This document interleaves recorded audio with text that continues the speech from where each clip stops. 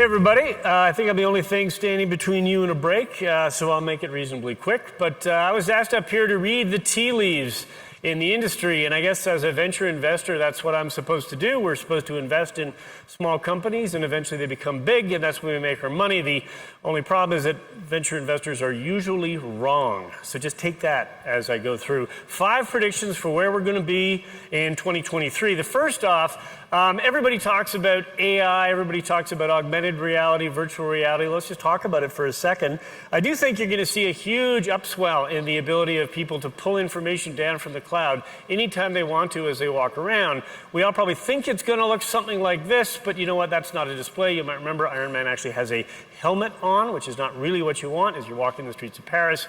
Instead, I think what you're going to see is through a combination of Wi-Fi and 5G, bringing data roaming costs down, you're going to find that it's very easy for systems to figure out where you are. Some refer to this as the surveillance economy.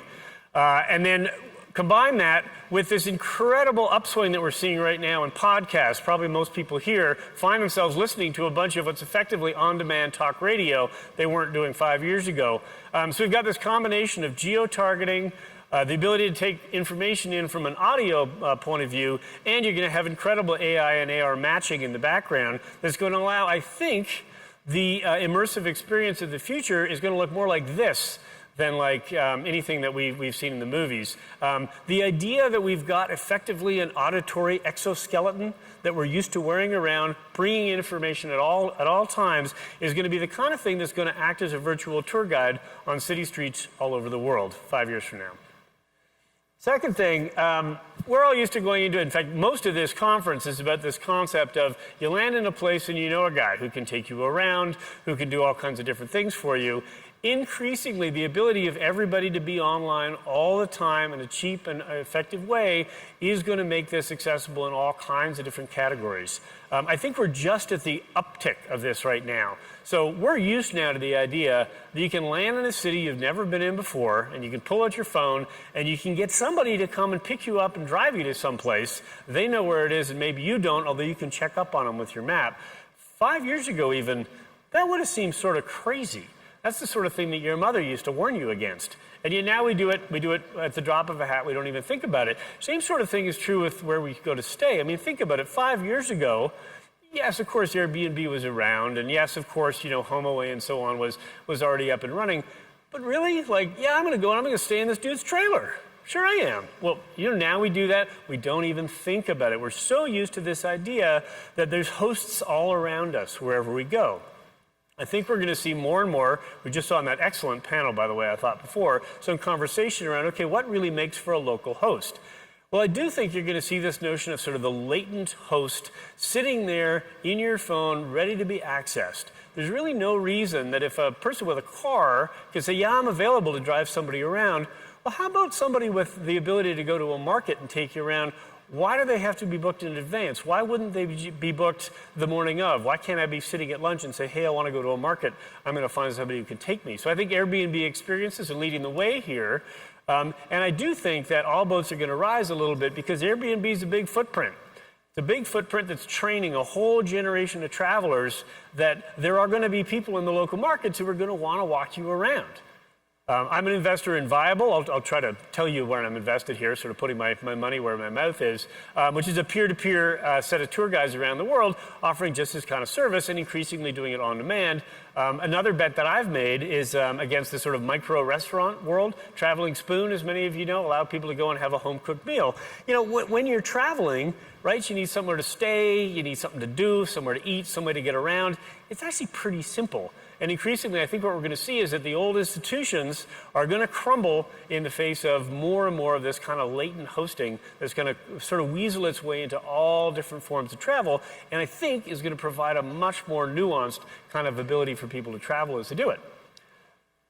Now, there's a whole other side of this. I've been talking about information coming into the travel experience. I think that is coming out as well. When I say Anthony, I mean this guy. People love him. He built an enormous following on the kind of the infrastructure and the platform of the television networks. The way that he built a sort of a following of tens upon tens of millions of people is that he lived a dream, right? He lived this dream of going around the world eating well, experiencing destinations, telling his people about them, and then the people taking something real from it and then maybe going back to that destination. Well, that sounds so good that I think what you're going to see is more and more and more people who travel are going to try to do the same thing. Increasingly, you've got live platforms. I think Facebook Live is probably the one that most people are familiar with.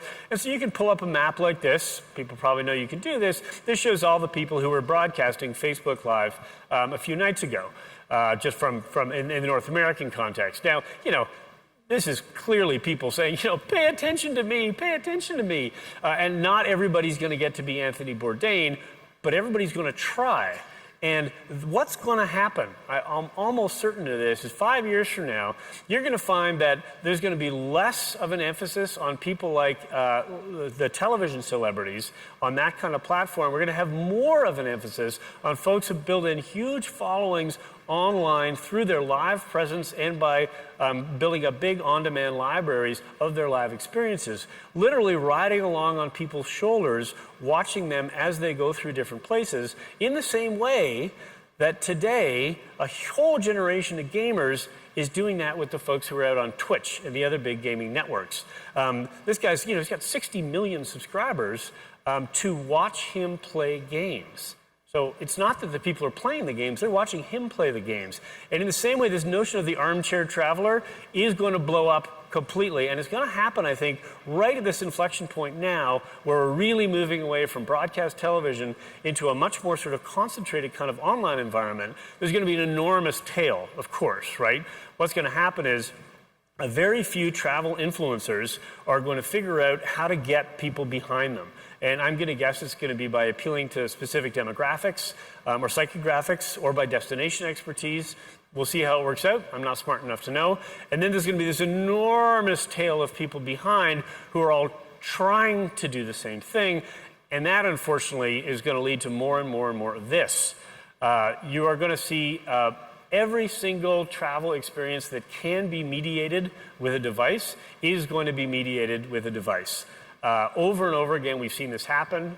People talk about over-tourism, but I, for one, think that over-tourism wouldn't be nearly as big a problem if every single tourist didn't feel the need to record every single moment of every single trip. But they do. It's almost as if you don't Instagram it, it didn't happen. I don't really know why why it's taken off that way, but it certainly has. And I think we're going to see a real backlash to this. And I think it's a real opportunity for the tour and activities world. People are going to re-establish value in having experiences that aren't actually made to be instud. They're not actually there for you to record. They're just there for you to experience it. So put your phone away. Now, I was lucky enough to go to Springsteen on Broadway this year. The ticket price will just be a secret between me and StubHub. But we had a really, really interesting time there. First of all, no phones, no recording devices at all. Well, so you'd sort of expect that. It's a high-praise show. It's interesting. You got to really be there. They also made sure that nobody was allowed to sing along. Now, I don't know about you guys, but you go to a concert, especially a concert of a big star like this, and a lot of the time, you're not really there to hear the artist, are you? You're there for the big sing-along. Instead, they structured it in a way that you couldn't help feeling an intimacy with the artist in the room, and it was because they were so careful about thinking through the experience. I think you're going to see more and more of that happening. You're going to see signs like this all over the place. We don't want your phones. We don't want you talking on the phone. We don't want you taking pictures with the phone. We don't want you all getting together and posing for selfies. We want you to experience the thing that you're here to experience in present tense. Travel is a lot about building a personal narrative. I think we all know that. I really enjoyed the thought before about how stories are the way that we communicate things, and it gives us a little buzz when we hear a good story from somebody. And that's true. That's how we take information in. It's how we like to give information out, too. A lot of the time, though, we're losing track of that because what we're doing is we're just broadcasting stuff indiscriminately. So I think the flip side of what I was talking about before is going to be a bunch of different attractions that are centered around this idea that you're supposed to be there and be present in the moment of what you're doing as opposed to building it for later on. The extreme of this, of course, is you're going to see more and more people wanting to just get away from it all completely. I think the idea of the digital detox, in this case, it's a resort. This is actually a camp that my family owns in northern Quebec, believe it or not. You go in there and the kids come in and they check their phones at the door and they pick it up a month later when they leave, and they don't miss it at all. They don't miss it at all. Enrollment is through the roof, you'd be interested to know, because parents realize this. Parents see it with their kids. The parents, by the way, might be completely addicted to their own devices, but they see that their kids probably shouldn't be, and they want their kids to get out into the woods and have a real experience in the world. There's going to be more and more of this, to the point where I actually think you're going to start seeing tours in different cities that offer the option of just locking your phone away before you go walking around. Really experience the city the way that they used to in the way back of 2000, something like that. Now, some of you are sort of thinking, well, sure, but that kind of exclusivity, that's not going to come cheap. And if you've ever dealt with the high end of the travel business, that's true. This is actually a group having dinner around the feet of the David in the academia. It's not a fake thing. And this is available for people. Some of you probably traffic in the very high end. And I will just say my fifth and final trend here is that this notion that there's kind of a separate slice of the travel business that operates way above everything else and almost doesn't get seen, that is going to be a reflection of the economy that we're living in right now. Wealth distribution like this doesn't happen all that often. It's been since the 20s, and it's not going to slow down soon. So for those of you who are sort of thinking, okay, we got to sell as many of our trips as possible, that may not be true. It may be the old Steve Martin thing, right? One ticket, goodbye. Because increasingly people, they're flying in their private jets, and they're getting to their private islands, and most people have no idea that anything like that is even happening, but it is happening. And what I would just leave you with the thought is that someone's got to get them from the jet to the island, and that might just be an opportunity for people in this room. So with that, I'm going to hope that all of those predictions come true, but I'm going to say quite confidently that some of them won't. Thank you very much. Thank you very much, Erik. Don't forget your T-shirt. Let's see. What I got here? I got, what is it? It's blue board. All right. Thank you.